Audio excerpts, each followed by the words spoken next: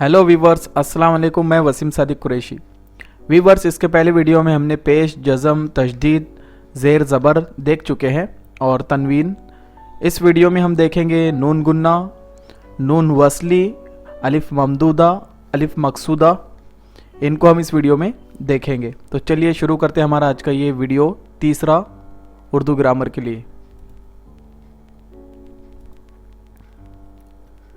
सबसे पहले है नून गुन्ना।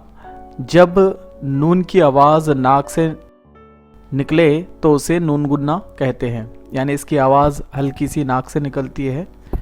अगर ये आवाज़ किसी लफ्ज़ के आखिर में हो तो बग़ैर नुक्ते का नून लिखते हैं, यानी अगर किसी लफ्ज़ के आखिर में ये नून गुन्ना आता है तो हम उसके अंदर नुक्ता नहीं लगाते। जैसे माँ, यहाँ पर देखिए ये नून गुन्ना, इसमें नुक्ता नहीं है। वहाँ, जहाँ, कहाँ, नहीं, मैं, है। अगर ये आवाज़ लफ्ज़ के बीच में आए, नून का नुक्ता ज़ाहिर किया जाता है, यानी अगर यही आवाज़ें, यही नून गुन्ना अगर बीच में आ जाए तो फिर इसमें नून का नुक्ता हमको ज़ाहिर करना होता है। जैसे यहाँ पर दिया है कि आँख, पाँच, ऊँट, दाँत, चांद। इसमें आप देखो आवाज़ बहुत ही हल्की है नून की, लेकिन फिर भी उसके अंदर नुक्ता हमको लगाना पड़ा है। नून गुन्ना को ज़ाहिर करने के लिए ये अलामत उसकी लगाई जाती है। ये उर्दू के उल्टे आड़ जैसी है। जहाँ पर भी आप उर्दू पढ़ेंगे और ऐसा निशान आपको ऊपर लगा हुआ दिखा, यहाँ पर देखिए निशान दिख रहे हैं, तो ये जाहिर कर रहा है कि ये नून गुन्ना है। इसकी आवाज़ आपको एकदम हल्की सी, बहुत ही हल्की निकालना है। तो ये हो गया नून गुन्ना। दूसरा है नून वसली। ये जिन अल्फाज में नून की आवाज़ अगले हुरूफ से मिलकर अलहदा आवाज़ बन जाती है उसे नून वसली कहते हैं। अब देखिए यहाँ पर नून की आवाज़ दूसरे में जो अगला हुरूफ होता है उसमें मिल जाती है। जैसे रंग, आप देखिए यहाँ पर रो तो अलग है, लेकिन यहाँ पर नग, लेकिन रंग आप इसको अलग से पढ़ेंगे तो बहुत ही डिफ़िकल्ट जाएगा ये, लेकिन तीनों को मिला के पढ़ेंगे तो ये आवाज़ नून की पूरी तरीके से गाब में मिली हुई है। तो रंग, संग, रंज, जंगल, तो ये नून देखिए आप कितनी हल्की आवाज़ है इसकी, और ये दूसरे में मिक्स हो जा रही है। इसको आप अलग पढ़ेंगे तो ये आपसे पढ़ी नहीं जाएंगी। जैसे मंगल, पतंग, तो पतंग देखिए यहाँ पर जैसे पाँच गया, उसमें भी आप नून की आवाज़ देखिए एकदम कम आपको लगेंगी। तो ये नून वसली है जिसकी आवाज़ अगले हुरूफ में मिल जाती है। नून वसली को ज़ाहिर करने के लिए भी अलामत यही लगाते हैं, यानी ये जो पिछली अपन ने देखे नून गुन्ने के लिए जो होती, यही नून वसली के लिए भी इस्तेमाल की जाती है। अगला है इसमें अलिफ ममदूदा। ये बहुत इम्पॉर्टेंट है क्योंकि हम इसको अलग नामों से पुकारते हैं। तो अलिफ ममदूदा, एक साथ दो अलिफ की आवाज़, यानी अलिफ की आवाज़ को लंबा करने या खींचकर पढ़ने के लिए अलिफ पर मद लगाकर ज़ाहिर किया जाता है।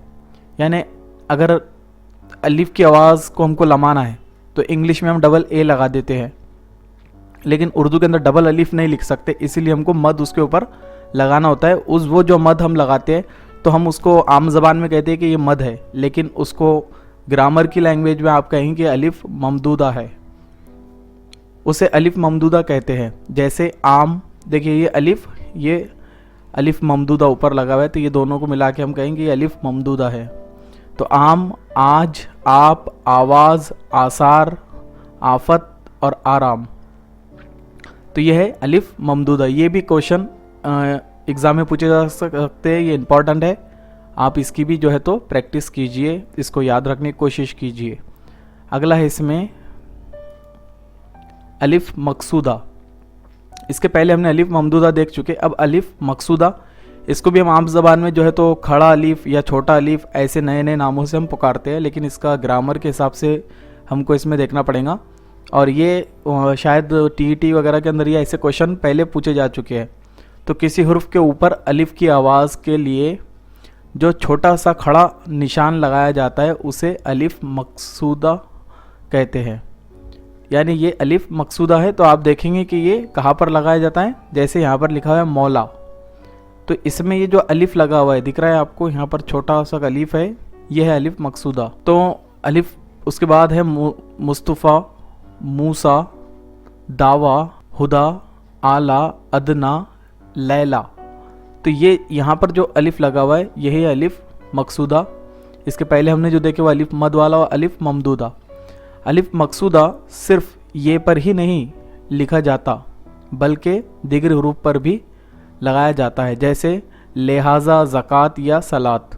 तो ये सिर्फ हम यहाँ पर देखेंगे सभी ये दिख रहे हैं, तो ऐसा ना सोचें हम कि सिर्फ ये पर ही लगाया जाता है, बल्कि ये कहीं बीच में भी लगाया जा सकता है। जैसे हम पढ़ते हैं लिहाजा, ज़कात और सलात, ऐसे वर्ड्स पर भी ये लगाया जाता है।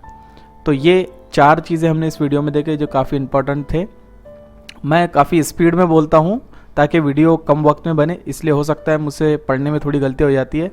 मैं आपसे माज़रत चाहता हूँ इसके लिए, लेकिन वीडियो छोटे बनाने के लिए अक्सर ऐसा हो जाता है। तो मुझे उम्मीद है आपको ये वीडियो पसंद आया होगा। आप इसको शेयर कीजिए, लाइक कीजिए, हमारे चैनल को सब्सक्राइब कीजिए, और अगर आपके ब्लॉग्स वगैरह है तो आप हमारी लिंक्स को आप उस पर शेयर कर सकते हैं ताकि ज़्यादा से ज़्यादा लोगों को फ़ायदा मिल सके। So thank you for watching this video. Thank you.